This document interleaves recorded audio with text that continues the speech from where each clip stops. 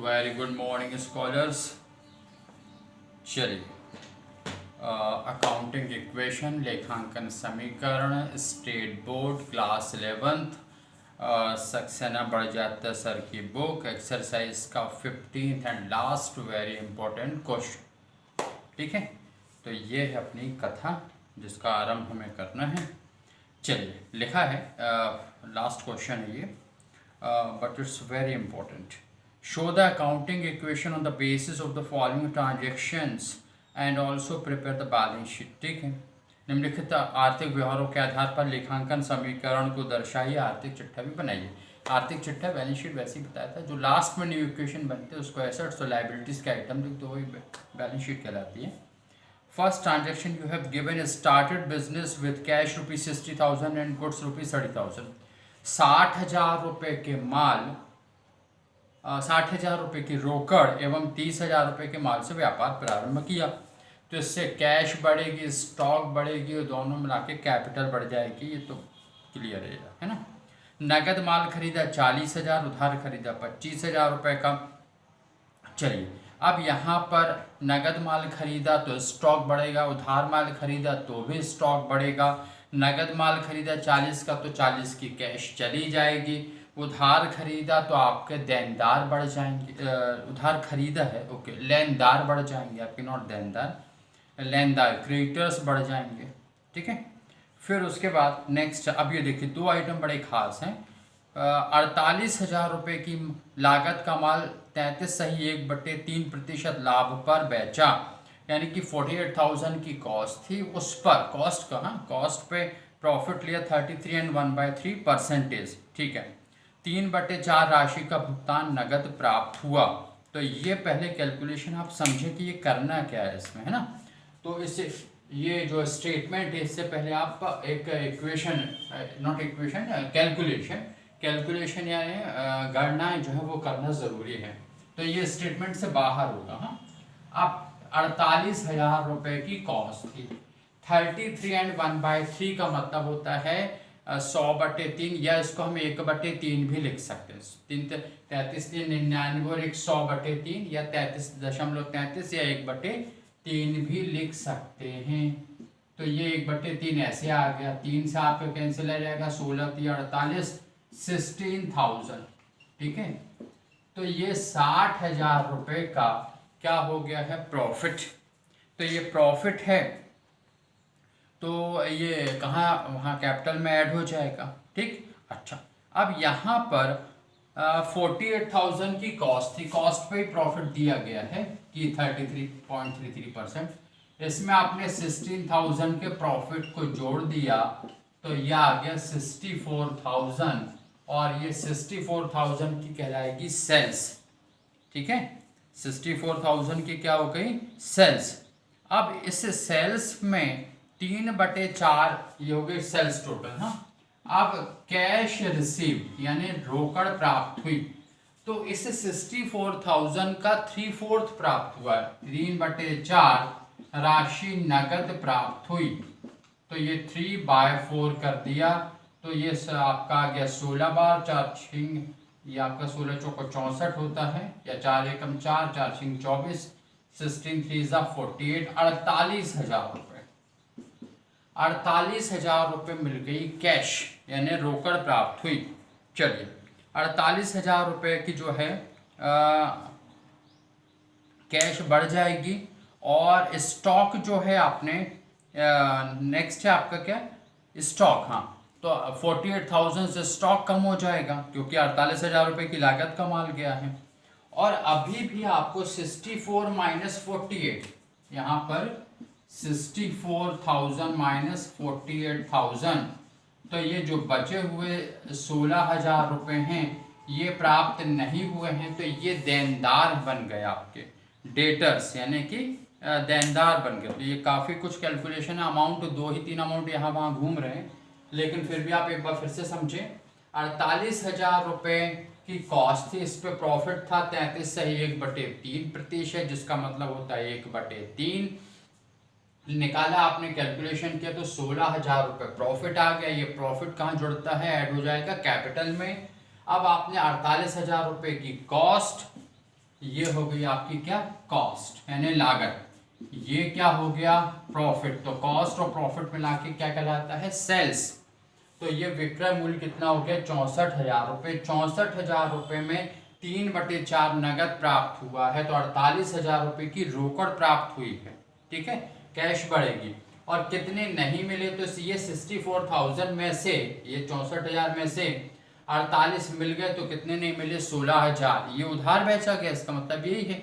या आप ऐसा भी कह सकते हैं कि ये 64,000 का 1/4 बचा हुआ, 3/4 और 1/4, तो 1/4 मिलना बाकी है, तो 16,000 रुपये के देनदार आपके बढ़ जाएंगे। आ रहा समझ में। तो ये कैलकुलेशन, ये ध्यान रखना। एक बात ये, सेकंड 4th नंबर पे लिखा है 20,000 रुपये की लागत का माल 5% हानि पर बेचा। चलिए अब इसको समझे। हाँ, ये सब कैलकुलेशन आपको पहले ही कर लेना है, पहले ही कर लेंगे तो आपकी कॉपी जब चेक होगी तो वैल्यूअर बड़े खुश होते हैं, उन्हें पता है बच्चे ने खूब दिमाग का उपयोग किया है। ठीक है, चलिए 20,000 रुपये की लागत का माल 5% हानि पर बेचा। तो पहले तो आप निकालें कि हानि यानी लॉस कितना आया, तो ये 20,000 का 5% यानी 5/100 कर दिया। 0000 2 5 10, 200 पंजे 1,000 रुपये। तो ये 1,000 का आ गया लॉस, 1,000 रुपये का लॉस यानी हानि हो गई। ठीक है, अब यहाँ पर 20,000 रुपये का माल आपने 1,000 रुपये की हानि पर बेचा लागत का माल, तो कैश कितने, ये 20,000 रुपये में से ये आप 1,000 रुपये माइनस कर लीजिए, तो ये आ गया 19,000 रुपये की। ये क्या कहलाएगी, सेल्स यानी विक्रय। ठीक है, अच्छा अब यहाँ पर इस 19,000 रुपये में से, जिसमें से 12,000 रुपये नगद प्राप्त हुए। ठीक है, चलिए तो यहाँ पे 12,000 की कैश मिल गई, ये इन्होंने क्लियरली दे रखा है कि 12,000 रुपये कैश मिल गई। तो क्या कितनी नहीं मिली या क्या नहीं मिला, तो ये 19,000 माइनस आप कर लीजिए 12,000, तो यह आ गया कितना, 7,000। ठीक है, ये 7,000 के डेटर्स यानी देनदार हो गए। आ रहा समझ में। ठीक है, तो ये वर्किंग भी आपको ध्यान में रखनी है। फिर उसके बाद में किराया दिया, नेक्स्ट है किराया दिया 4,000 रुपये, वेतन दिए 6,000 रुपये, तो आपके क्या हो जाएंगे, ये कैश चली जाएगी। ठीक है, और साथ में ये कैपिटल में से भी माइनस भी हो जाएंगे क्योंकि एक्सपेंडिचर है। देनदारों से नकद प्राप्त, तो कैश मिल गई और देनदार कम हो जाएंगे। टेलीफोन बिल का भुगतान कर दिया, कैश चली जाएगी, कैपिटल में से माइनस, कमीशन मिल गया, कैश में प्लस कर लोगे और उसमें कैपिटल में जो है प्लस कर लोगे। कमीशन प्राप्त हुआ तो कैश भी मिल गई और कैपिटल भी बढ़ गई। ठीक है, तो इस तरह से जो है आपको ये कैलकुलेशन पहले कर लेना है। अच्छा, अब आपके पास में आपने देखें कि कॉलम कौन कौन से ड्रॉ हो सकते हैं। तो अकाउंटिंग इक्वेशन आपने टॉप पर लिखा। ठीक है, अच्छा फिर उसके बाद में यहाँ पर आप क्या लिखते हैं, ट्रांजैक्शंस। ठीक है, यहाँ पर क्या लिखते हैं, ट्रांजैक्शंस या व्यवहार, तो ये हमने यहाँ लिख दिए ट्रांजैक्शंस। फिर टॉप पर क्या लिखते हैं, एसेट्स इक्वल्स टू, यहाँ सेंटर पे कर दो इसको, लायबिलिटीज प्लस कैपिटल। ठीक है, ये लिख दिया। फिर एसेट्स में आप देख पा रहे थे क्या क्या था, कैश था, कैश, स्टॉक और डेटर्स। ठीक है, तो यह आ गया आपका cash plus stock plus debtors बराबर, यहाँ एक बार लाइबिलिटी में क्रेडिटर्स आए थे। ठीक है, तो ये हो जाएंगे क्रेडिटर्स प्लस कैपिटल। ठीक है, सिंपल एकदम। अब फर्स्ट ट्रांजैक्शन क्या था, बिजनेस स्टार्टेड, बिजनेस कमेंस्ड। तो फर्स्ट ट्रांजैक्शन है बिजनेस स्टार्टेड, है नहीं, शॉर्ट में लिख दे रहे हैं, बाकी आप समझदार हैं। कितने का, 60,000 रुपये के कैश और 30,000 रुपये के गुड्स से। चलिए, तो ये आपके 60,000 रुपये का कैश, 30,000 रुपये का गुड्स, स्टॉक, डेटर्स कुछ नहीं, क्रेडिटर्स कुछ नहीं, दोनों मिला के बन जाएंगे 90,000 रुपये, 90,000। ठीक है, फिर उसके बाद में नगद माल उधार माल खरीदा तो गुड्स परचेस्ड, ठीक है, क्या लिख देंगे आप, गुड्स परचेस्ड या बाय का बॉट भी लिख सकते हैं यहाँ पर। तो यहाँ पर नगद कितना खरीदा है 40, तो 40,000 रुपये की कैश चली गई, ठीक है, 40 की कैश चली गई। और क्या हुआ, उधार खरीदा है कितने का 25 का 25 का, तो 25,000 से क्रेडिटर्स बढ़ गए, ठीक है। और गुड्स कितने का आ गया 40 और 25 65 65,000 रुपये का गुड्स आ गया, देनदारों पे कोई फर्क नहीं पड़ा। आ रहा समझ में, ठीक है। चलिए, जैसे ही फर्स्ट टू ट्रांजेक्शन कंप्लीट होते हैं हमें क्या प्राप्त होता है, न्यू इक्वेशन। फिर उसके हर ट्रांजेक्शन के बाद न्यू इक्वेशन बनता है। चलिए, तो यहाँ पर यह आ गया हमारे पास में न्यू इक्वेशन। 60 में से 40 अलग कर दो, यह आ गया 20,000 रुपये।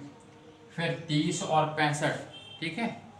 चलिए, तो यह आ गया 95,000 प्लस 0, ये है 25,000 प्लस 90,000। 90 और 20 1 10 1 15 और ये भी 1 15 हो रहे हैं, ठीक है।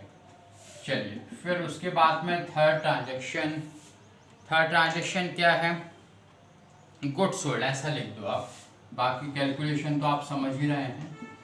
माल बेचा, ये वर्किंग आप पहले ही कर चुके हैं, कहानी लिख चुके हैं।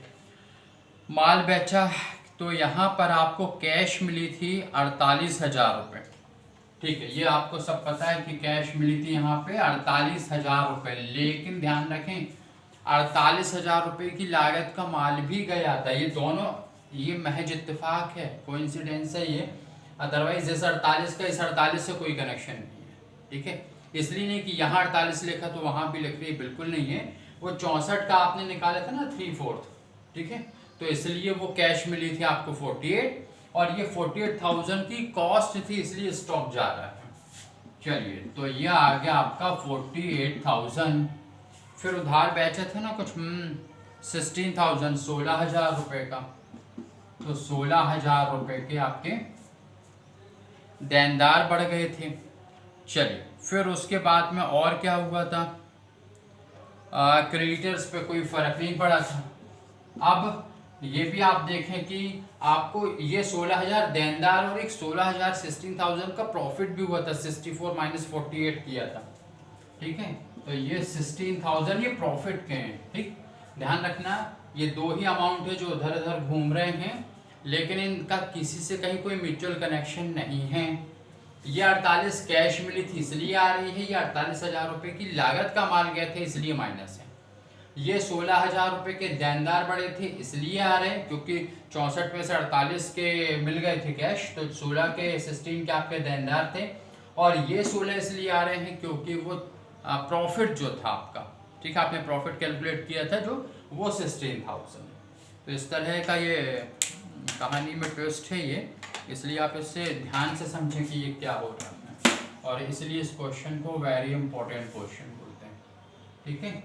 लेकिन एक बार आप कर लेंगे तो कछु नहीं रखा इसमें, सब बनेगा आपसे, ठीक।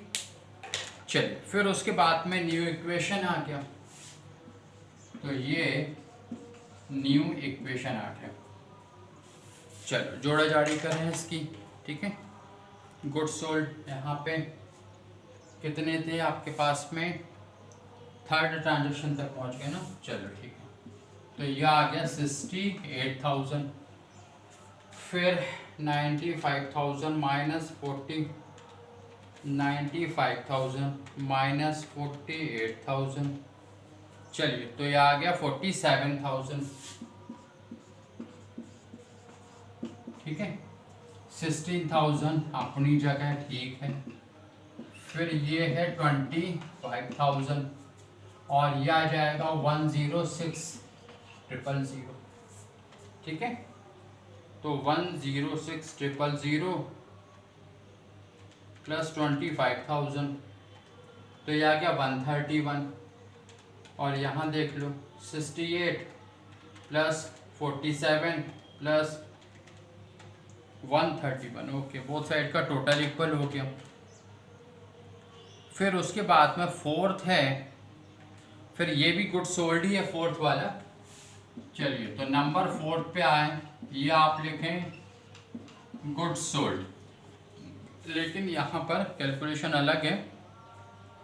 20,000 की कॉस्ट का 5% पे आपने गुड सोल्ड किया था, 12,000 रुपये कैश मिले थे। तो 12,000 12,000 की कैश मिल गई, तो ये प्लस कर दो 12,000। और क्या हुआ, आपके पास से स्टॉक 20,000 रुपये की माल का लागत का माल चला गया, तो माइनस कर दो यहाँ पर कितना 20,000। फिर उसके बाद अगला यहाँ पर 19,000, 12,000 रुपये आपको नगद मिल गए थे, तो 7,000 आए थे ना कैलकुलेशन करने पे, तो 7,000 के डेटर्स बढ़ गए। ठीक है, फिर और क्या हुआ, क्रेडिटर्स पे कोई फर्क नहीं पड़ रहा, और यहाँ पर आपका 1,000 रुपये का लॉस हुआ था ना, 20,000 रुपये का गुड्स आपने 19,000 रुपये में बेचा था, तो 1,000 का लॉस हुआ था। तो लॉस को क्या करते हैं, माइनस। आ रहा समझ में? आई थिंक यहाँ तक आपको दिख ही जाएगा, बाकी हम आपको बोलकर बता देते हैं कि बाकी ट्रांजेक्शन पे क्या करने, क्योंकि बाकी आप समझदार हो ही गए हैं। चलिए, तो ये आई आपकी न्यू इक्वेशन। 68 में 70 और 10 80, 80,000 ये आ गया। 47 तो ये 27,000 बचेंगे। ठीक है, तो ये आ गया 27,000। फिर 16,000 प्लस 7,000 कर लो, 4 3 23 आ गया, तो ये आ गया 23,000। फिर 25 प्लस 0 करेंगे तो 25 ही है, और यहाँ से माइनस करेंगे 1, तो ये 1,05,000 है, तो 130 आ रहा है आपका, है ना। बोथ साइड का टोटल करके देख लो, आना चाहिए, अदरवाइज कुछ गड़बड़ होगी तो सुधारेंगे। 27 प्लस 23 130, और वो मिला के 130। ठीक है, ओके। चलिए, तो ये यहाँ तक आ गया आपके ट्रांजेक्शन्स। अब देखो, बहुत सिंपल एग्जाम वो है ट्रांजेक्शन्स हैं। तो देखिए, नेक्स्ट है 5th नंबर पे, जो इसके बाद आप लिख लेंगे, हाँ, क्योंकि इसके बाद आपको दिखेगा नहीं। अच्छा, मान लीजिए क्वेश्चन में यहीं तक के ट्रांजेक्शन दिए होते और बैलेंस शीट बनाने को कहा जाता तो हम यहीं तक बना देते हैं।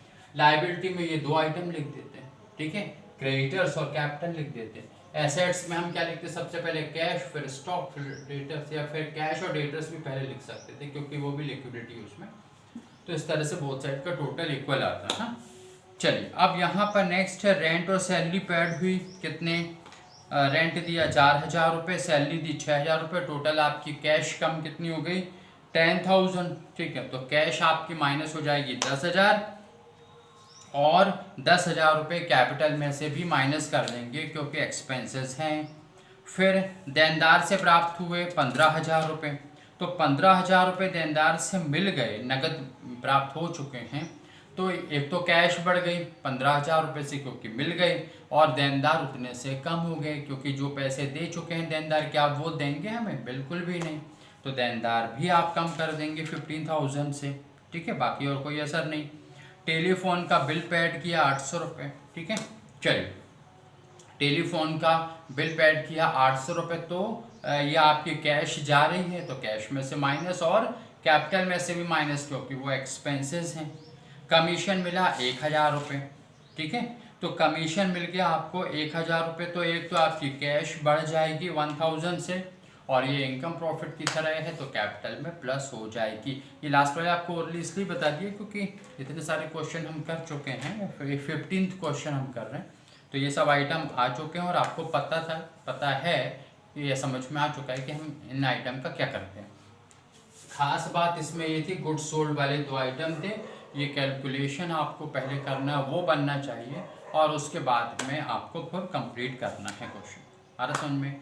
तो इट्स वेरी इंपॉर्टेंट क्वेश्चन, तो आप करें बढ़िया, फर्स्ट क्लास। फिर हम नेक्स्ट में हम जो है कुमावत सर की बुक के भी कुछ क्वेश्चन या जो कुछ खास बातें हैं वो ज़रूर डिस्कस करेंगे। ठीक है, थैंक यू।